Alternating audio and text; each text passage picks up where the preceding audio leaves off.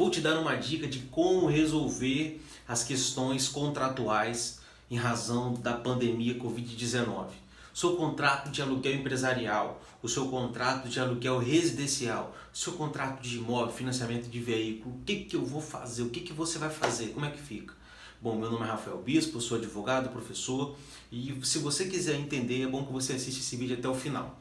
Bom, não há na lei de locação que trata em relação aos imóveis, locação de imóveis, uma situação específica, um artigo específico que possa proteger o locador ou o locatário nesse momento. Porém, eu entendo que o risco é maior para o locador, que é quem aluga o imóvel, porque o Código Civil ele tem uma proteção para a pessoa inadimplente ou a pessoa que atrasou o aluguel. No caso aí, a melhor saída nesse tipo de situação é um acordo, sem dúvida. Você tem que tentar fazer um acordo, nós temos que botar nosso bom senso para funcionar, nós temos que tentar ser humano, pensar na situação do outro, se colocar no lugar do outro. Se isso não funcionar, se isso não ocorrer, se não houver um acordo, certamente nós podemos levar essa situação para o judiciário. Mas aí a perspectiva muda, porque os dois vão ter que gastar. O locador e o locatário. O locador que antes só tinha a questão do aluguel vai ter que contratar um advogado. E o locatário é a mesma coisa. Então é muito importante que você tenha isso em mente, faça um acordo. Bom, se não houver o acordo, pode ser levada a situação para o judiciário e nós podemos realizar uma revisão contratual. Ou quem sabe até uma rescisão contratual. Certamente essa situação vai ser analisada com os princípios da boa-fé contratual, o princípio da função social do contrato, que é muito importante para os casos de empresariais, tá certo? O princípio da lealdade entre as partes, porque vamos analisar isso tudo de uma forma, o juiz, os advogados irão analisar utilizando o bom senso. É muito importante que todos tenham bom senso. O que acontece? Todos os contratos eles podem ser revistos, independente de sua natureza e das cláusulas que estão estampadas lá. Todos, compra e venda, locação, financiamento, consumo, todos poderão ser revisados. O artigo 317 ele trata de uma situação imprevisível que causou uma grande desproporção entre o valor da prestação e o momento de sua execução. Exemplo, você alugou um imóvel no shopping e o shopping foi fechado. Isso aí é o que está acontecendo o tempo todo. Está fechado, não está podendo trabalhar porque o poder público interviu. Infelizmente o coronavírus veio como uma situação inesperada e afetou a todos nós economicamente, todos nós estamos afetados. E agora o aluguel veio e eu não tive como vender, minhas portas estão fechadas, ninguém entrou na loja, ninguém entra, ninguém sai, ninguém compra. E aí? O que eu faço? Bom, nesse caso, como eu havia dito, é bom fazer um acordo. Se não ocorrer um acordo, você tem o artigo 317, que o juiz irá estipular um valor para esse tipo de situação. Ou, de repente, quem sabe até suspender, né, a cobrança de aluguel, que eu acho que nesse momento é o mais viável, tá certo?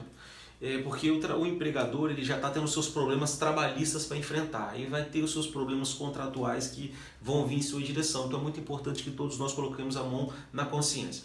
Isso não significa que você está livre do pagamento. Você pode colocar para pagar lá na frente, o juiz pode colocar para você pagar lá na frente quando as coisas voltarem, pode parcelar isso aí lá na frente, pode botar reduzir em 50% ou pode suspender o pagamento durante esse período.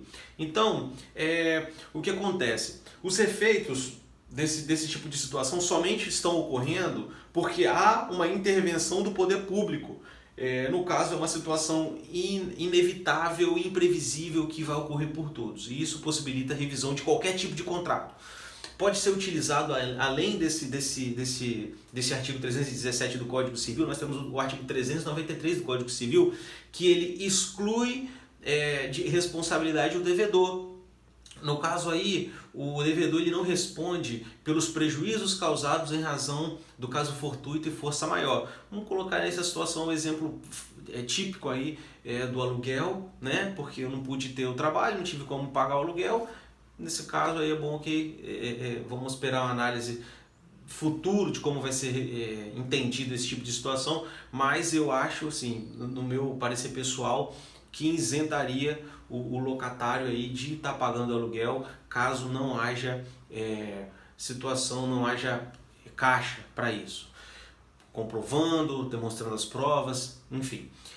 Também é válido para a situação do financiamento. meu financiamento venceu agora, eu não tenho como pagar porque eu fui mandado embora do emprego ou porque as pessoas estão me devendo e não me pagaram. Nesse caso, você não está livre do financiamento, porque o dinheiro ele veio até você, mas você está livre dos juros, das multas, tá certo? Isso aí é uma situação que vai ter que ser discutida no judiciário, ou se o banco não tiver uma boa, um bom senso, vamos ter que, né, levar essa situação para o judiciário. Às vezes resolve numa boa, parcela, prorroga o prazo, enfim. Tudo isso aí pode ser juntado num todo e ser discutido numa eventual ação judicial. Também no caso pode ser solicitado a extinção do contrato em razão aí da inexecução involuntária, porque o descumprimento ocorreu por fato alheio à vontade dos agentes. Pode também estar arguindo uma onerosidade excessiva que ocorreu no contrato, que está previsto no artigo 478 do Código Civil, porque é um fato imprevisível que dificulta o cumprimento do contrato. Então gera aí a possibilidade de encerrar o negócio ou revisar. Então vamos fazer de conta, né, que algum juiz que não se coloca no lugar do próximo, não tem bom senso, resolve reconhecer os meses de aluguéis atrasado com juros e multa. E o locatário vai fazer o quê se ele não tem dinheiro para pagar? E não tem bens para poder penhorar? Como é que fica? O locador sai no prejuízo, ele vai deixar o imóvel, o locatário vai deixar o imóvel, e aí, será que quando acabar as pessoas vão querer alugar alguma coisa? Será que as pessoas vão estar investindo igual investiu no ano passado? É claro que não. Então é um risco maior para o locador, é importante ter o bom senso. É melhor você ter um pouco para receber do que você não ter nada para receber. Tá bom? Espero ter ajudado. Qualquer dúvida pode mandar mensagem aí que a gente tira a sua dúvida. Um grande abraço a todos, fica com Deus. Tchau, tchau.